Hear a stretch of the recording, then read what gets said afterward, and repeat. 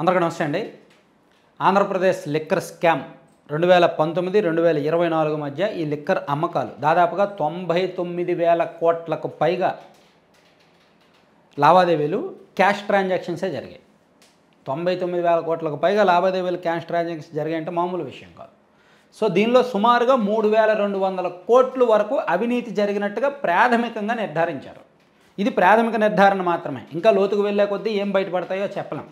So ఈ 3,200 కోట్లు ఏ విధంగా స్కామ్ జరిగిందంటే, డిస్టిలరీస్కి వీళ్ళు ఆర్డర్లు ఇవ్వడం, అలా ఆర్డర్లు ఇవ్వడం ద్వారా వాళ్ళ దగ్గర నుంచి ముడుపులు తీసుకోవడం, ప్లస్ కేసుకి ఒక్కొక్క మద్యం కేసుకి 150 రూపాయల నుంచి 900 రూపాయల వరకు లంచం ముడుపులు తీసుకోవడం, ఇది వీళ్ళు ప్రాథమికంగా నిర్ధారించిన అంశం.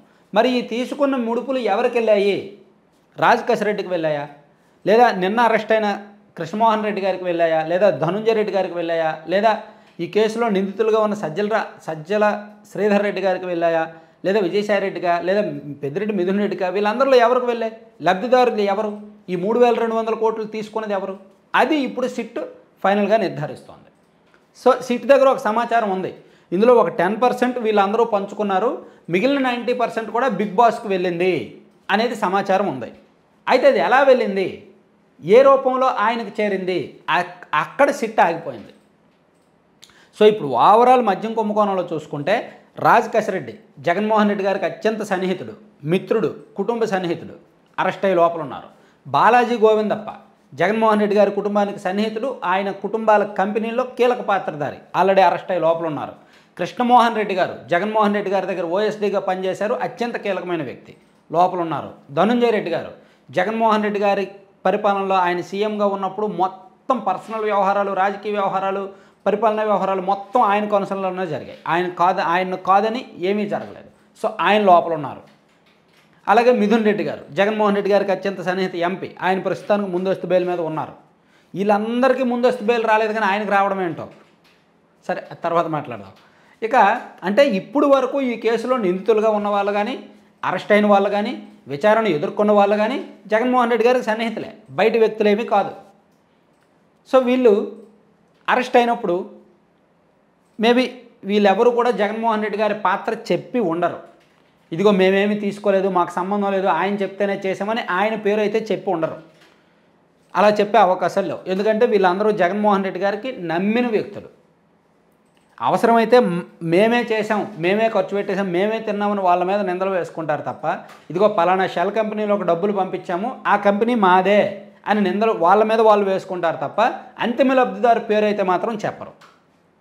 అలా చెప్పిన మరుక్షణం సిట్టు ఉపేక్షించదు, ఇమీడియట్గా జగన్మోహన్ రెడ్డి గారికి నోటీసులు ఇస్తారు. ఎందుకంటే ఈ లిక్కర్ స్కామ్ మొదటి నుంచి దర్యాప్తు జరిగిన తీరు చూడండి.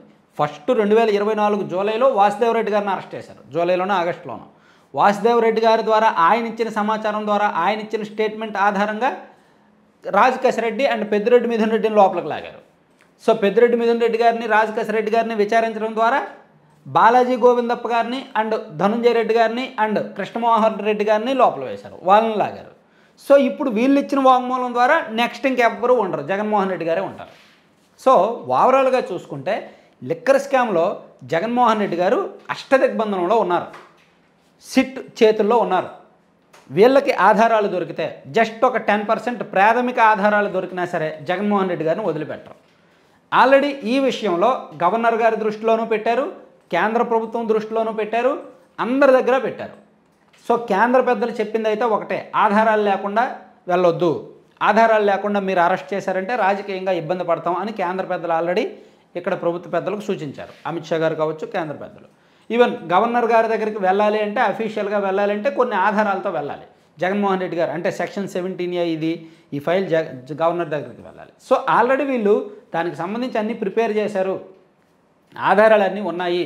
వాళ్ళు ఇచ్చిన స్టేట్మెంట్లు ఆధారంగానే ఈయనకు నోటీసులు ఇచ్చి విచారణకు పిలవబోతున్నారు అనేది వినిపిస్తోందన్నమాట. సో ఇక్కడ మద్యం కుంభకోణం విషయంలో నిజంగా దేశంలో ఇప్పుడు వరకు మద్యం కుంభకోణం మీద విచారణ, అరెస్టులు అంటే మనకు కేవలం ఢిల్లీ మద్యం స్కామ్ మాత్రమే తెలుసు. ఢిల్లీలో దాదాపుగా 100 కోట్లు 150 కోట్లు మొత్తం వాళ్ళు అది అక్కడ ఢిల్లీలో ఆమ్ ఆద్మీ పార్టీ అధికారంలోకి వచ్చిన తర్వాత లిక్కర్ విధానాన్ని మార్చారు. అలా విధానం మార్చడం ద్వారా అక్కడ వ్యాపారులకు తయారీదారులకు కాస్త వెసులుబాటు కల్పించి వాళ్ళు సంపాదించుకునేలాగా అవకాశం ఇచ్చి వాళ్ళ దగ్గర నుంచి వీళ్ళు ముడుపులు పొందారు అనేది ఆరోపణ. సో ఆ ఆరోపణల మీదే సీఎంగా ఉన్న అరవింద్ కేజ్రీవాల్ జైలుకి వెళ్ళి వచ్చారు.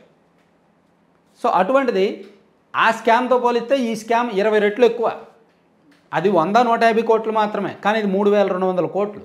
సో వీళ్ళందరూ అకౌంట్లు కలిపిన ఇప్పుడు వరకు ఈ కేసులో అరెస్ట్ అయిన అందరు అకౌంట్లు ట్రాన్సాక్షన్స్ చూసినా ఒక 100-150 కోట్లకే లెక్కతో వెళ్తుంది. సో మిగిలిన కోట్లన్నీ ఎక్కడున్నాయి, అది తేలాల్సి ఉంది. సో దానికి అంటే అంతిమ లబ్ధిదారు జగన్మోహన్ రెడ్డి గారు. సో జగన్మోహన్ రెడ్డి గారు ఏ విధంగా లబ్ధి పొందారు, ఆ ముడుపులు ఎక్కడికి వెళ్ళాయి, జగన్మోహన్ రెడ్డి గారికి ఇచ్చారా లేదా ఏదైనా వేరే షెల్ కంపెనీలకు మళ్ళించారా, ఒకవేళ మళ్ళిస్తే ఆ కంపెనీలు ఎవరు ఉన్నాయి, ఆ కంపెనీలకి జగన్మోహన్ రెడ్డి గారికి సంబంధం ఏంటి, ఇలా అన్ని రకాల అంటే ఇన్వెస్టిగేషన్లో వీళ్ళే ప్రశ్నలు రావాలి, వీళ్ళకి సమాధానాలు దొరకాలి. అలా ప్రశ్నలు వేసుకొని సమాధానాలు దొరికే క్రమంలో ఆధారాలు సాక్ష్యాలు బయటకు వస్తాయి. అవి వచ్చినప్పుడు అవి తయారు చేసుకొని ప్రిపేర్ చేసుకొని జగన్మోహన్ రెడ్డి గారి వరకు వెళ్తారు. ఎందుకంటే ఆధారాలు సాక్ష్యాలు లేకుండా జగన్మోహన్ రెడ్డి గారిని కనుక అరెస్ట్ చేసినా నోటీసులు ఇచ్చినా ఖచ్చితంగా రాజకీయంగా ఇబ్బంది పడుతుంది కూటమి ప్రభుత్వం.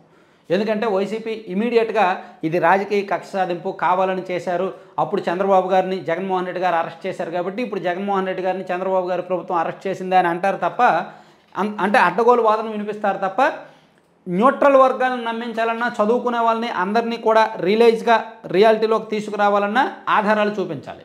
ఆధారాలు ఉంటేనే అరెస్ట్ చేయాలి. సో అందుకే ప్రభుత్వం కూడా 1-2 సార్లు కసరత్తు చేస్తున్నారు, కొంచెం జాగ్రత్తగానే వెళ్తున్నారన్నమాట. సో ఓవరాల్గా చూసుకుంటే ఈ స్కామ్లో జగన్మోహన్ రెడ్డి గారు అష్టదిగ్బంధనంలో ఇరుక్కున్నారు.